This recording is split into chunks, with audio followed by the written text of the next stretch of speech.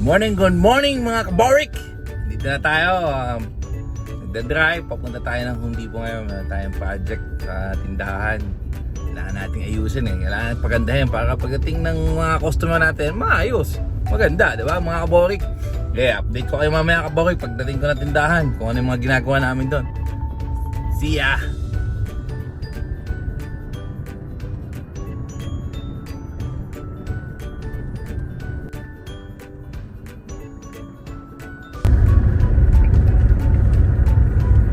Borik, malapit na tayo sa destination natin. Ito na yung ating paggagawaan.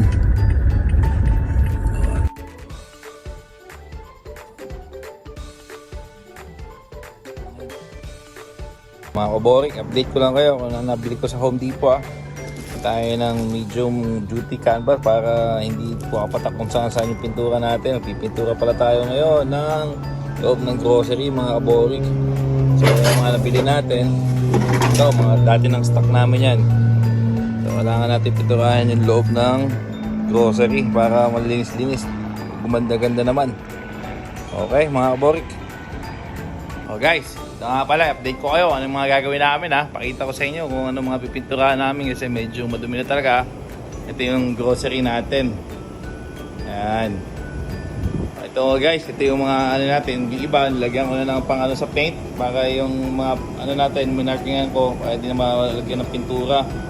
Itong mga yan, yung mga riles. Kung gaano kadumi na itong mga to, pipintura natin ng putihan mamaya. Ayan. Turuan ko din kayo kung paano pintura itong mga railings na to para mas madali sa inyo. O mga kapatid ha. Madami pa tayong kailangan project eh, madami pang kailangan gawin. So yung ano pala ito pipinturahan din natin.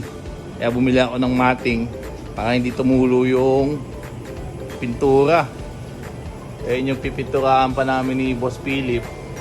Kasi yung isa namin kasama, iniwanan kami ni Boss Kim. Nagpakasaya na lang doon sa Pilipinas. Ayaw na diyang bumalik daw dito. Mahirap daw pala buhay sa Amerika, umuwi na ng Pilipinas. Wawa naman kami. O yan, yan ang i-update natin, yung pintura natin para malinis-linis tingnan. Maging shiny and white ulit, hindi shiny and blue. Okay. Time out muna mga kaborik. Ito muna yung mga painters natin. Ito, kakain muna tayo. Taka, kain tayo ng almusal natin Oy, salamat nga pala sa aming tagaluto na si Bibiana. Sarap na amin, Colombian breakfast daw to mga kaborik. Sarap Yun ayos ba yan mga kaborik? Kain muna Top mga kaborik! Ginagawa naman natin yung pagpipintura ng railings.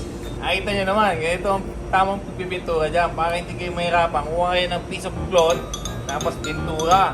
Tapos sasawsaw mo ng konti yung kailangan, dump yung basahan mo para madali mo siyang Ito mo ba mga kaborik isang ganun ko lang dito kabilaan na yan, may pintura na. Para lang humihimas na riles. Riles to Para lang humihimas na rehas. Yun pala.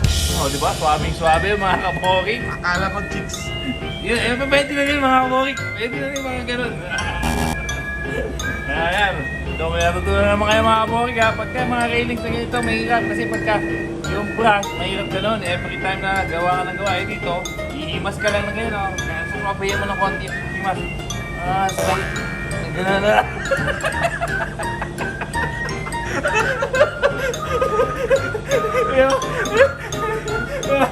Bakit di ako matao dito? Kung ano na pag-iitip ko.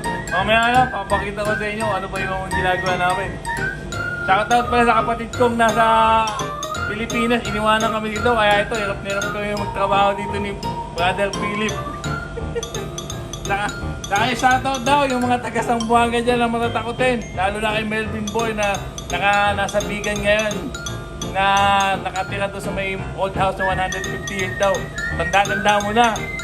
Takot ka pa din sa multo. Panay ka naman gawa ng tiyanak. Yung mga kaborik. Baka ano mo masabi ko dito. What's up mga kaborik? Konting update lang tayo Ito mga kaborik, yung ating mga pinaggagawa dito mga kaborik. Kita nyo naman. Pakita ko muna sa inyo si Boss Philip. Kung ano pinaggagawa ditong tao na to. Boss Philip, what's going on there? Boss Philip?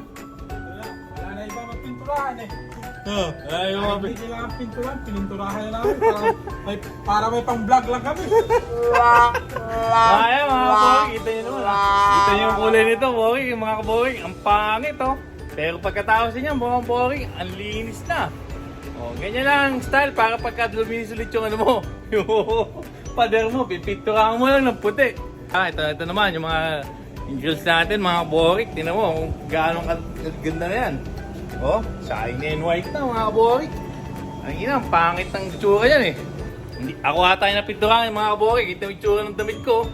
Pambira. Ako ata pinipinturahan, hindi yung pader eh. Ito yung pinturahan pala, yan. Yan, oh, mga borik, di ba? Puputi na. Para pagdating ng mga customer natin ngayong October, ready na tayo. Hindi nakakaya yung tindahan natin. Oh. Kato! Shoutout mo na pala sa brother namin na nagbakasyon. Sana magpadala ka ng pasalubong, ha? Yun. Dinali mo kami ng dinali. Yun lang, patay kayo ngayon, Brother Kim. Umuwi ka na daw dito, kailangan pasalubungan kami na medyo maganda-ganda. Ano ba kailangan natin kung pasalubungan mo? Kahit ano, Brad, huwag lang babae. Oh, yun lang. Alam mo naman sa mga lahi natin, hindi natin hilig mga babae. O, sige mga boy. Mamaya na lang, tapusin namin ito. Makatapos makauwi na kami ng bahay. Hinahanap na kami mga asawa namin. Mga boy, yan, finished product ng grills natin. O, diba? Ang ganda na, malinis na siyang tingnan. O, diba?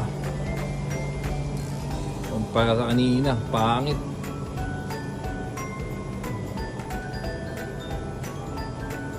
Na pang kailangan gawin. Kaya kailangan bumalik pa ulit ng susunod na araw. Labas naman.